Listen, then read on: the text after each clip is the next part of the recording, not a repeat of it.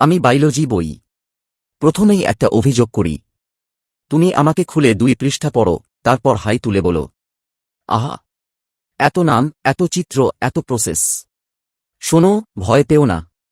আমি দেখতে মোটা, কিন্তু ভিতরে সবকিছু গল্পের মতো সাজানো। আমাকে পড়ার প্রথম নিয়ম, আমাকে উপন্যাসের মতো গিলবে না। প্রথমে পুরো চ্যাপ্টারের উপর চোখ বুলাও। দেখো আমি কি বলতে চাই। কারণ আমি চ্যাপ্টার শুরু করি পরিচয় দিয়ে, মাঝখানে কাজ দেখাই, শেষে ফলাফল বলি। আমার ডায়াগ্রামগুলোকে অবহেলা করো না। ওগুলো শুধু সাজসজ্জা না, ওগুলো আমার শর্টকাট ভাষা। একটা ডায়াগ্রাম বুঝলে আমার অর্ধেক চ্যাপ্টার বুঝে যাবে। আর শোনো, আমার সায়েন্টিফিক নামগুলো দেখে ভয় পেও না। ওগুলো লম্বা নাম, কিন্তু কাজ খুব সহজ। নাম না ধরে কাজ ধরো। কাজ বুঝলে নাম নিজে থেকেই মনে থাকবে। আমাকে পড়ে সঙ্গে সঙ্গে বই বন্ধ করবে। তারপর মনে করার চেষ্টা করবে আমি কি বললাম।